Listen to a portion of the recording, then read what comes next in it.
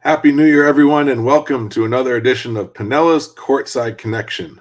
I'm Kevin Fischer, and I'll be with you as we walk through the latest and greatest updates from around Pinellas County high school basketball scene. Later in the show, we'll be joined by another special guest and Coach Marquel Cason, the current head coach over at Boca Ciega High School. As we go through our first Coach's Corner segment, a chance to get an inside look on both Coach Cason's experience around Pinellas County and currently this year with the Boca Ciega Pirates. We'll go through our top 10 rankings as we normally do, take a look at the leading scorers in the county, bring Coach on for a conversation, and then start to take a look ahead to the upcoming games this week. Hard to believe we're at the midpoint of the season already. The first semester is in the books.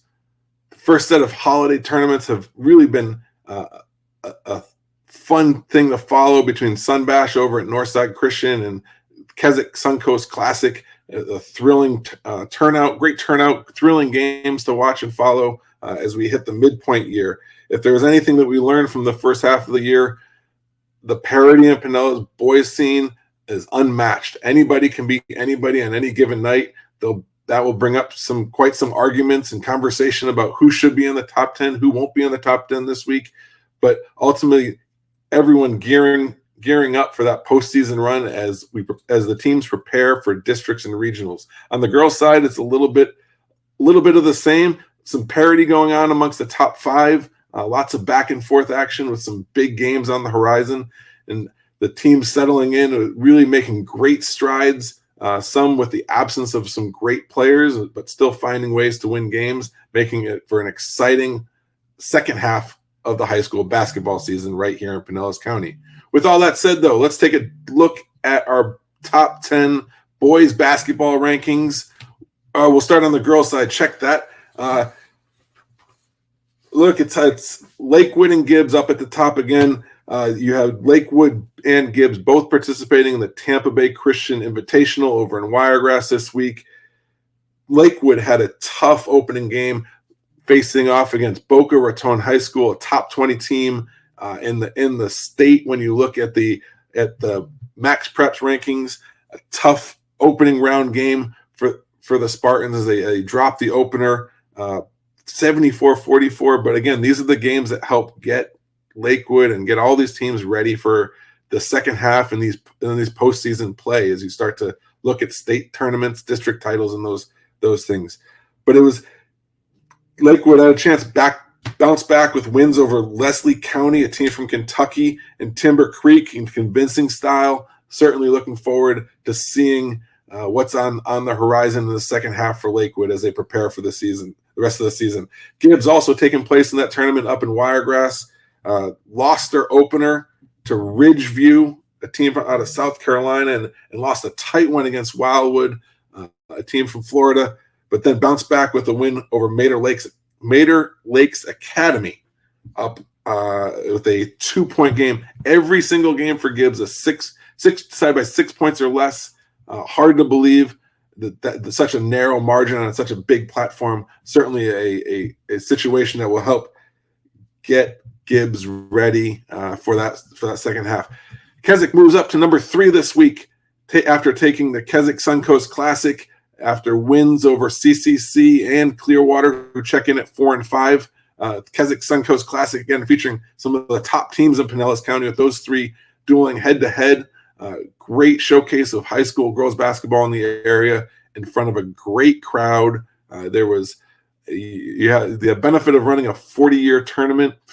Just finished its 40th edition. You have people that are coming back for 20-plus years just to catch the action, not knowing anybody on the teams, but simply wanting to be a part of the tournament. Great tournament again.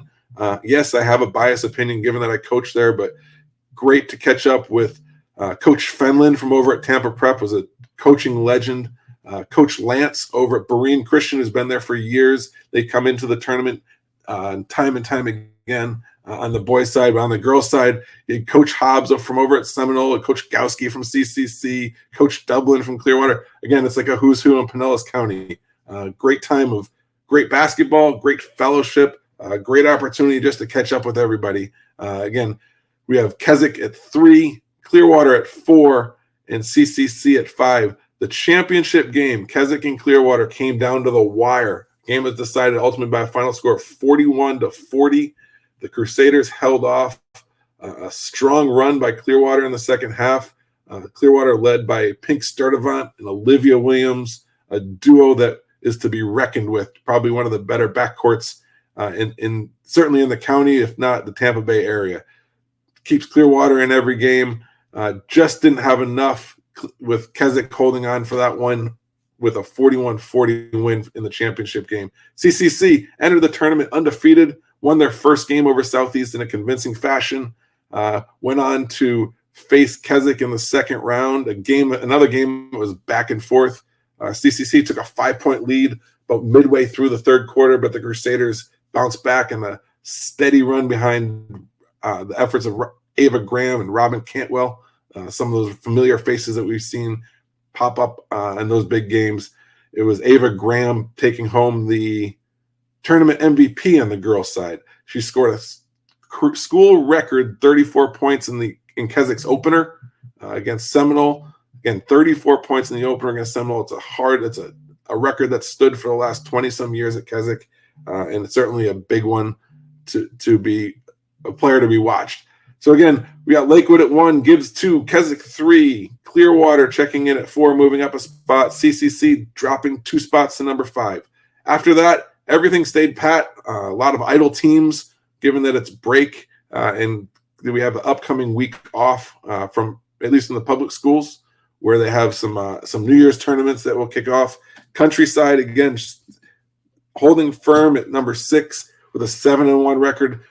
Countryside, easy to overlook. They lost their first game against River Ridge, a team that's 10-2, and have won their next 7 games. They faced Newman in the opener of the New Year's tournament that they're playing in this week. Newman, a team from down in Naples that certainly give them a handful with the post presence of 2 college-bound seniors that play in the post, and Sophia McCartney and Sydney Martin. It's good luck to Countryside and Lady Cougars as they look to represent Pinellas County in that one. Palm Harbor checked in over the Bradenton Christian tournament this week.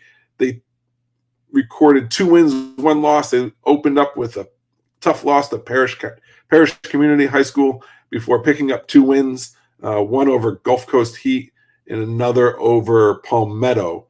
And it was, let's check this. It was Devin Lavelle with the career high 25 points for Palm Harbor in that win over Palmetto. And Brenna Walters also taking home all tournament honors for the Lady Hurricanes down in Bradenton Christian.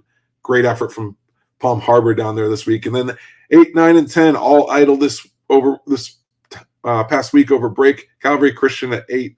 Largo sits at 9, and Eastlake at 10. Again, some teams on the outside knocking on the door there. You have Boca Ciega, who, as everyone gets to be healthy, is going to be a force. Jacoivia Ferguson, who was at Gibbs last year and now over at Bogey, again, along with Malia Bird, a great combination for the Pirates, as the Pirates certainly look to make a strong second half run as everyone gets to be healthy on the girls' side. Now, moving along as we go through that top 10, why don't we take a look at the boys' top 10? Again, the one constant, the one thing that we all can agree on probably, Gibbs stays at number 1. Gibbs, a force to be reckoned with, certainly one of the top teams in the area. Check that record on that graphic. It ended up being 11-1 right now after they complete the Sun Bash sweep. And if you know anything about the Sun Bash tournament, Jake Perper and his team do a great job bringing in some of the best talent and best teams, both in the area and from out of state, to compete head-to-head. Gibbs had its handful. They had games against Coral Glades, St. Xavier from Kentucky, and Blake. And Gibbs, it was the Gladiators coming out with a clean sweep at the Sun Bash. A big one for Gibbs. Blake, a team that is number 2 in the average Joe rankings from our friends over at Final Thoughts, as they rank the top teams in Tampa Bay. Blake checks in at number 2 in their latest rankings. Again, they're a team that's just simply loaded with talent, but Gibbs coming out on top, finishing that game with a 59-54 win over Blake. A close one, but a game that will ultimately help Gibbs get ready for a possible state run as the year goes on. Seminole stays at number 2. Seminole had a tough loss against Loyola Academy, a team out of Illinois. But again, one of those games that just improves your strength of schedule, helps get your teams ready for that late postseason run where we start playing some of these familiar teams in county. They have games up against Tarpon coming up, as well as a big one up against Countryside, as in Seminole faces off against Eastlake in the middle of January, and one that will be a must-see game on January 16th. That said, Eastlake at number 3, they move up one spot after beating St. Pete over at Sunbash. They did drop 2 games. Again, in the competition that is over there, though, the Sunbash, rather, Eastlake dropped a tough one to one of the top teams in North Carolina in Green Level, and then lost to Calvary, again, a team that is on the upswing as players become more healthy. They had a big boost from Ace Taylor, Calvary did, in that win over Eastlake in the tournament and over at Sunbash. So Eastlake stays in the top 5. They move right up to number 3, and then Boca Ciega bumps up a spot to number 4. Yet again, another team participating in Sunbash. They faced off against Northside Christian. It was the Pirates cruising to a win in that one, behind 18 points from Jordan Naylor and 17 points from Caleb Oriole, one of the better backcourts in the county. 2 lefty guards that are crafty and create great opportunities, not only for themselves, but their teammates. And we certainly look forward to hearing from Coach Cason later in the show to give us a little bit more insight on those Boca Ciega Pirates. Big games coming up for Boca Ciega. You got games against Sickles and games against Calvary at the Dunedin New Year's tournament. Sure, Coach will check me on that. But again, games that will ultimately help them get ready for the stretch down the run. They had a tough schedule early, and again, it's the guards from Boca Ciega leading the way there. St. Pete checks in at number 5. Bogey with a slight edge, given that they won the head-to-head battle earlier in the year. St. Pete had a 1-2 record over at Sunbash. Lost to Eastlake and Gateway Charter, but again, games that ultimately help the Green Devils be ready as the season goes on. Lakeside Christian holds firm at number 6. They took place over in the Indian Rocks Christmas Shootout. They lost a tough one to Sickles in their opener. It was snapping their 7-game win streak, but the Lions bounced back with wins over St. Pete Catholic and Hollins. It was Sherwin Simmons earning all tournament honors for Lakeside over at Indian Rock Shootout. The thing with Lakeside, a team to watch, not only in county, but as they make a run in 2A. They have 5 players who have scored 19 points or more in a game, and they're averaging 18 assists per game. That's just tough basketball. If they can up their ante a little bit on the defensive end, I know Coach Johnson would be thrilled to see that, as they could keep some teams in check, and their offensive explosion continues for the Lions. But again, a balanced attack for Lakeside and the Lions, checking at number 6. 7 through 8, similar to weeks past, you have Largo at 7, Clearwater staying at number 8, and Northeast staying at number 9. Northeast participated up in the Tampa Bay Christmas Invitational as well, getting some 3 games against out-of-state opponents, and a good test for the Vikings as they get ready. And then Countryside checking in at number 10. Big wins for Countryside this year so far over Largo, Eastlake, and St. Pete. A loss to Northeast is the only thing that's keeping them at the number 10 spot. Again, that's the top 10 for the boys' side. Again, next in line, though, you have Calvary knocking on the door. We had a chance to see CCC over at the Keswick Suncoast Classic, a team that, man, they can shoot themselves into any game. Outside shooting from Gio Sciandra and Maxwell Mesa keep CCC in any contest. Certainly a team that will be reckoned with. It'll be interesting to see as those private school teams battle out throughout the season who finishes on top for the PPSC. Hard to shake up because any given night, anybody can beat anybody in Pinellas County. I think Gibbs might be the one exception to that rule. but again, a tough matchup on any given night. Take a look at the leading scorers from around the county. First, we'll take a look. Let's check out on the girls' side. You have two players averaging 20-plus points a game. That's Michaela Pascal checking in at 21.7 points per game, and Ava Graham over at Keswick. Again, Pascal, a junior over at Largo, averaging over 20 a game. Pretty much a walking double-double every time she gets into the action there. Ava Graham over at Keswick, again, tournament MVP at the Keswick Suncoast Classic, 20.2 points per game. Again, just a tough offensive production from Ava Graham, but also finding ways to get her teammates involved. Sophomore Olivia Williams and sophomore Avery Chapman, both averaging over 18 points a game. It was Olivia Williams leading the way for Clearwater in that Keswick Suncoast Classic championship game, having them within striking distance, in which ultimately they fell up short. But again, with Olivia Williams and Pink Sturdivant averaging 17.3 points a game, that's a highly explosive backcourt for Clearwater and Coach Dublin, a force to be reckoned with in 5A, and certainly as a county comes down to district play, PCAC action, and everything else, it will be a duo to watch. Alani Lovett over at Lakewood, averaging 17.9 points a game. It's probably a player that could be scoring more, but given the balanced attack that Lakewood has, they have 5 or 6 players averaging 9 points a game. But it's Lovett on top for the Spartans against tough, top-notch competition, leading the way. Ultimately gearing up January 8th. It's January 8th, the Gibbs versus Lakewood matchup, 1 versus 2, a game to watch. And as we often will say, get your popcorn ready, pull up a chair, and you're going to watch a good one. January 8th, Lakewood and Gibbs. As we rounding off the leading scorers list, Malia Bird over at Boca Ciega, averaging 16 points a game. Again, a tough matchup. Once you get Jaquavia Ferguson healthy, Bogey will be a tough one for any matchup in the second half. Over at the boys' side, on the leading scorer side, once again, Najon Harris over at Lakeside stays on the top, averaging 24.6 points per game. Lakeside Christian, again, checks in at number 6 this week in the rankings. Will Murphy over at Indian Rocks, a junior, averaging over 20 points a game, 22.7 to be exact, leading Indian Rocks, a team that's certainly on the upswing so far in this year. Also checking in St. Pete Catholic senior Nick Berry, averaging 20.8 points a game. Had a great text message from Coach Lopez. Wanted to make sure we included Nick on this week's list. He's averaging over 20 and nearly 8.8 rebounds per game.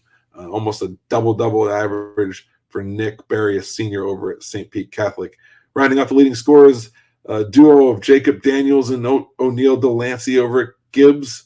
19.2 points for Jacob and 17.4 for O'Neill. And then you have Corey Perlin, a junior over at Countryside, leading the way.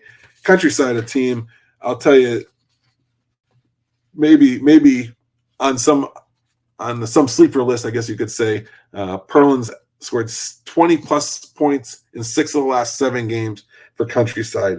And again, the other one on that list, Gio Schiandra, a walking 3-point bucket.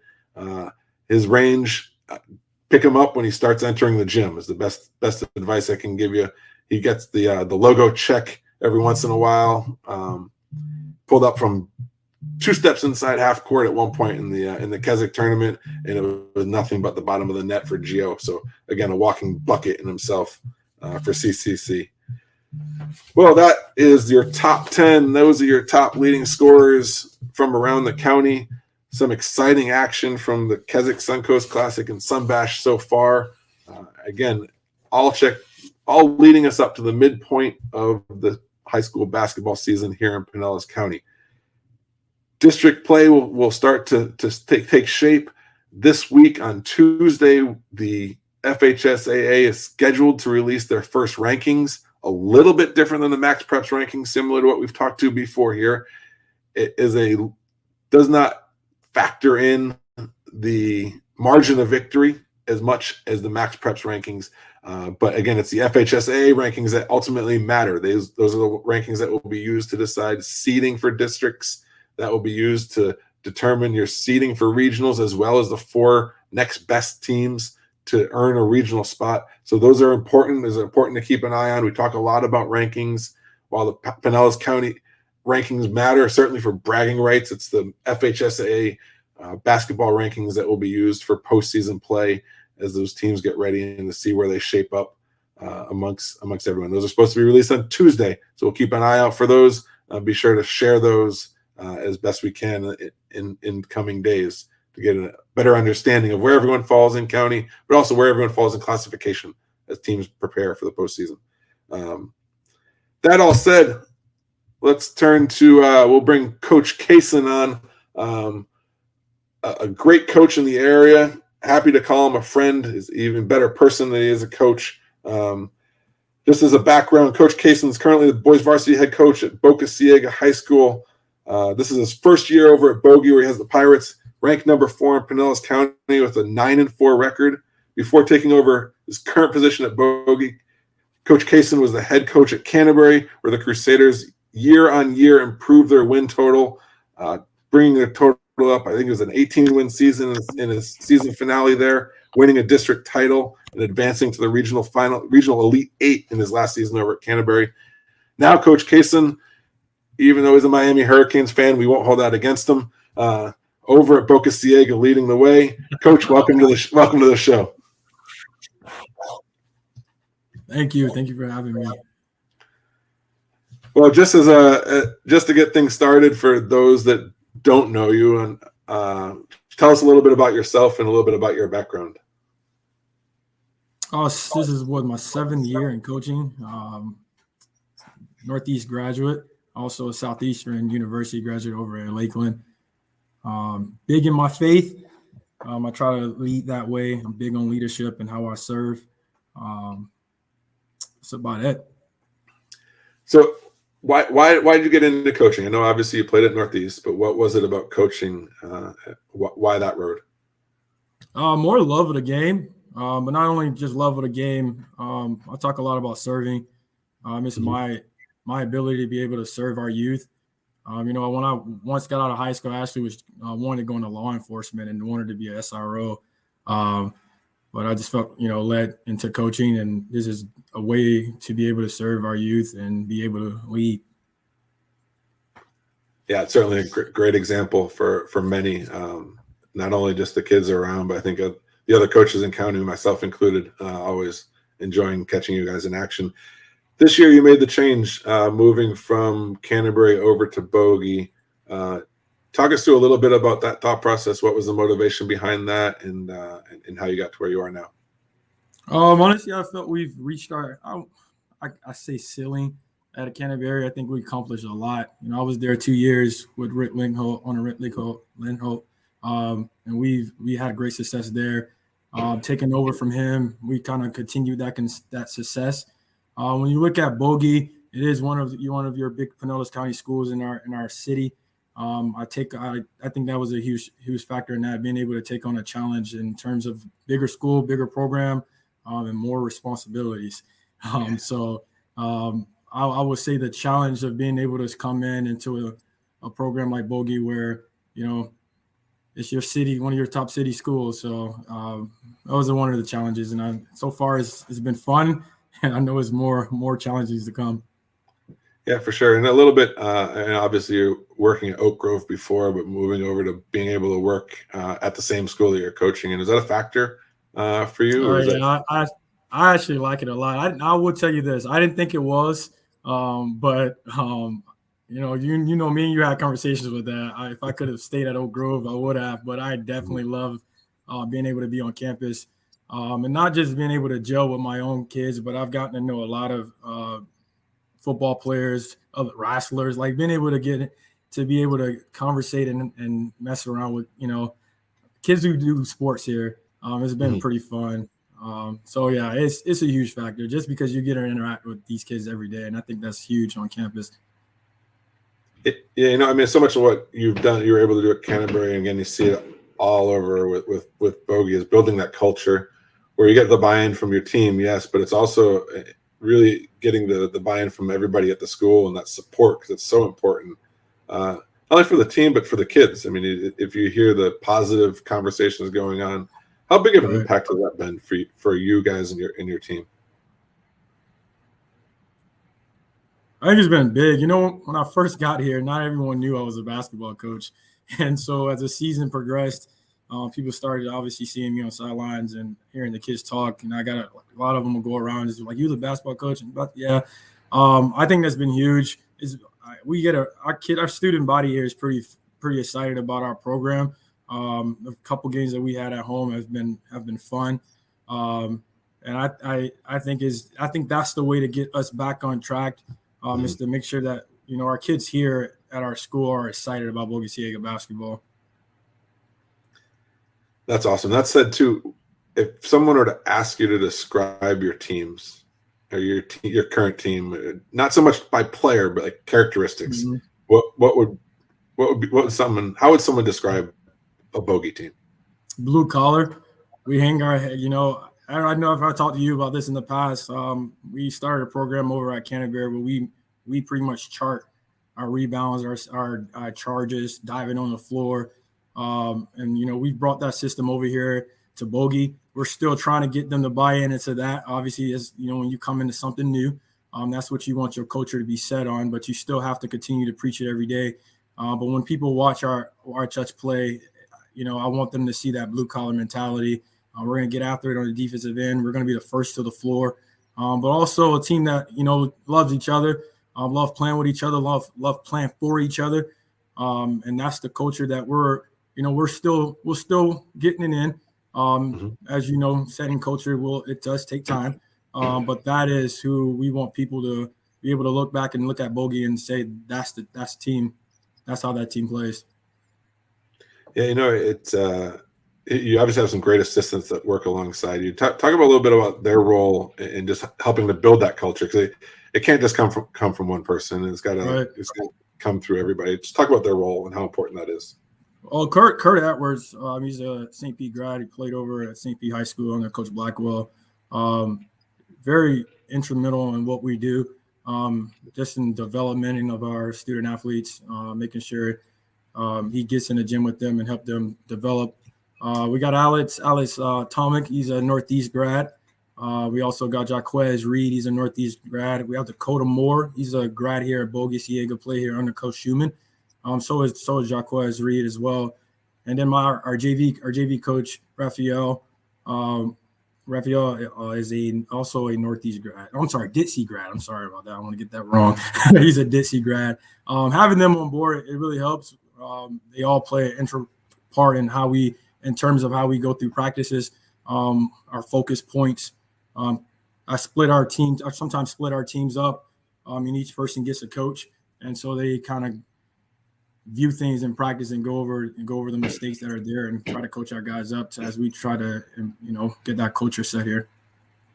It's awesome. I know you guys got a great staff. And the thing I love about that too is there's so many Pinellas County guys. I mean, I didn't grow up in the area, but just having a strong connection is awesome to see. Now, I know how you would describe your team, and I know how your assistants, that culture you're trying to do. If I were to ask one of the guys on your team, if I were to go to ask one of the younger guys on your team, how would they describe Coach Cason and a Coach Cason team? Hey, man, I will hope, right? I will hope they're describing me as someone who, you know, who cares, who's considerate of them. They know I'm going to be firm, but at the same time, you know, loose, you know, try to continue to understand the relationship part of our building here is important. But for anything, I hope they know that I care about them. I hope they know that I'm considerate. Like I said, considerate, but at the same time, I will be firm. I'm going to be on them. No, so like true. We hope that's what they think. Right. I think one of the best bits of advice or feedback that a friend ever gave me is they don't care how much you know until they know how much you care. Right. And I think you can echo that a lot in what you say and how you carry yourself and what you do. Let's dive into it a little bit, though, about this year's team. And obviously off to a great start, 9-4, had some tough games already. and they're at the midpoint of the season. How would you describe this team, and what makes this year's Pirates tick? 3-point shooting, man. we shoot the ball a lot. If you watch our games, I know we get some people upset on how we shoot, but we shoot a lot.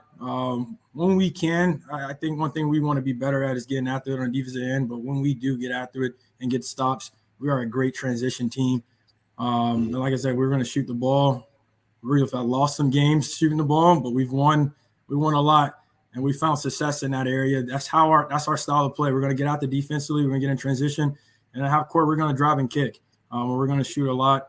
We are a team, that has so far lived and died by that 3-point line. But it's the nature of our team. It fits who we are, and that's how we've been up to this point. You guys have a great backcourt with Jordan and Caleb and so many of the other guys. Their roles and just the importance. I mean, obviously they're new to Bogey as well, but familiar with you. Just how important of a role they've played this year. Well, Jordan is our leader. We look different when he's not there. We had one game already when he wasn't there, but when he is there, he's our leader, getting us in terms of getting in us in our offense and just the intensity of our defense. It's my first time ever coaching two lefties, man. I'm telling you, it's been very interesting. Caleb is very instrumental to us on the offensive end. His ability to create shots for himself and others is remarkable, man. And then Jordan's ability to get downhill and also do that. They're does a really good job at creating shots, not only for themselves but for each other and their teammates. And again, I'm telling you now, coaching two lefties is challenging. It really is challenging. It's great. I mean, obviously, I've been able to see you guys play and grow over the years. Jordan, in particular, just as a player, but I think you can see the personality traits that you have rubbing off on him, and it's such a great thing to watch. I know I shared this with you, but just for everybody he's the kid that will walk across the gym to say hello, just to check on how you're doing. And he did just that with me and my daughter when we were at Northeast. And such a great leader. And I think that's wherever he ends up going next year, as a basketball player, as a student athlete, whatever it may be, I think will just make a big impact. It was great to hear his adjustment from Canterbury to Bogey. Obviously some adjustments there, but an exciting team nonetheless to watch you guys play. You're able to participate in Sun Bash. I know it was just for one game, but getting just everything that Jake has done with that tournament has been so instrumental. I think the growth and development in this area. How important is it for Bogey to have a presence at Sun Bash? I think it's very important because I think it's where we want to be. I think when you look at your Gibbs and your St. Pete's, we want to be that local team that Jake calls on and be able to participate in the tournament. We like you just mentioned, we were in there for one game. Like I told our guys, look, take the opportunity. It's still an opportunity to be able to play. We got to still see some coaches there. There are some coaches on the sideline. I think that's what makes that tournament even better is seeing some of the coaches that come out and be able to sit on the sideline. Great environment. It's just a nice tournament. But for us, that opportunity, we want to be able to be there next year and be able to play in more than one game. So I definitely told our guys, challenge our guys in that aspect of being able to play in this tournament. We're grateful, obviously, of it, but we want to make sure that we're here next year and being able to play more than one game. Absolutely. This week's rankings, we have you at number 4. I think if you look, the landscape of Pinellas County on the boys' side is crazy because I think on any given night anybody can beat anybody. So it's almost like that 4 may feel like you have a target on your back, and certainly not the intent, of course. But right. Just talk about every game seems to be a tough one. Even how it seems different. I mean, you've been around Pinellas County longer than I have, but how is the makeup of this year's in-county games? Just that intensity to help teams get ready for the postseason. Hey, I like to say it's Gibbs and then it's everyone else. No, for sure. But I mean, Gibbs is very, very good. And then after that, I really think everyone is. We haven't had that in a while. We can probably be honest with that, right? We've usually had one or maybe three teams who have been very dominant in this county. I think this year we have one, and I think after that they're all competitive games. Like, you can't go in here and expect that you're going to blow out anybody or easily beat anybody. It's going to be a tough game, and so I think that's great for our county. I think it's great for basketball, and it has been fun so far coaching it. Yeah, it's crazy because I think anytime we start looking at the rankings, trying to figure out who's beat who, and it's that you can go down the road, and if you keep looking too far down, everybody's beating everybody. It seems like in either head to head or like one opponent removed. So it's pretty wild. As you prepare for the second half of the season, what are the areas that you need to improve on, and what's going to make Bogey go over the top for this year? I think for us is defensively. We've been preaching about that ever since since our Gibbs game. If we can just get out there on the defensive end and get out in transition, like I said before, we are a pretty great team. We have a great big guy in Jelani Nitz, who's pretty much our anchor in that back end of our defense. We got to get him more help back there. We got to trust him more on the back end. I think he's a player to watch for here in the second half. He's really been turning it on for us. We're going to lean on him heavily. I think a lot of people talk a lot about our two left-handers, but our big guy Jelani Nitz has pretty much been our anchor so far, along with guys like Hunter Dyer and Sergio Flowers and Antoine Scott. So for us as a team, continue to gel, continue to pay attention to the details as we move forward here and get ready for district play. Every game here in January is going to be big. We got a big one coming up with Sickles, man. Yeah, that's bad. Sickles just beat Lakeside last week. Obviously, right. Certainly a big one, and I know, man, that's certainly one to watch. You guys have Calvary coming up too again? Is that right? Yeah, we got Calvary again. So, the first time we played Calvary, Ace wasn't there and Jordan wasn't there.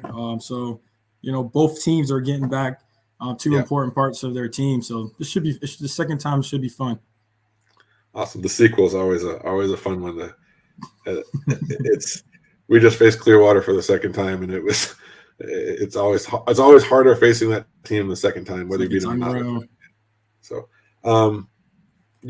I know it's early, but let's take a look at your district a little bit. We spend a lot of time talking about in-county, and in-county bragging rights are important, but ultimately a chance to win a district title and earn that automatic bid into regionals is big. You got Braden River, St. Pete in your district now? Is that right? Yeah, St. Pete's in there too. Yeah, parish community. A tough district. How do you prepare for that? It's as a new coach coming in, huh? Yeah, well, welcome to 5A, man. Right. I think you gotta. I would say this. I like to talk a lot about us focusing on ourselves a lot, because we want to make sure at the end of January, going into February, that we're executing at our highest level. And I think that's probably the best way now, especially now when you're not playing anybody in your district. Like, we only have one district game so far, and that's St. Pete. So we're not going to see anybody until district time, right? So I think it's just important that we focus on ourselves and make sure that at the end, this come in January, going to February, and we're all clicking on a high note. Yeah, so it's so important. And you talk about a guy like Jelani Nix stepping up. I saw him play at Northeast, and he seems to be the guy that has embraced that blue collar mentality, and he was cleaning up all the rebounds and the defensive side. I think he ended up with probably had 10, 12 points in the first half, all off offensive rebounds. Right. Wow. So a guy like that stepping up would be huge for you guys, I'm sure. Well, anything else you want to add to the conversation there, Coach? I know I appreciate you taking the time out and joining us. It's always good catching up. Although I miss seeing you on the Canterbury sidelines when we catch you at Kevin. Super awesome to see all the things that you guys are doing over at Bogey. No, thank you for having me on. I really love what you guys are doing. I love the podcast. Also, what's been done on social media, the awareness that it brings to our county. and for our students. I think it's a great deal, and I really appreciate you guys. Well, appreciate that. Ultimately, just want to shine a spotlight on any of those guys and all these teams and coaches, even on the sidelines. It's so many putting so many great hours in and really making an impact on and off the court. So I appreciate the kind words and appreciate you coming on and joining us here on Pinellas Courtside Connection. Thanks, Coach, and good luck the rest of the season. Thank you. All right. Take care. Well, that was Coach Marquel Cason joining us on Pinellas Courtside Connection on the first ever, I guess, Coach's Corner. Great hearing from Coach, hearing about the insights about not only the Pirates, but their culture, their building, and the philosophies that they have coming in. I know we have some big games on the horizon. It's a little bit of an awkward week with the break concluding for many of the schools. I know some of the private schools go back this week, but games will start to tick right back up again. That January 8th week is a big one.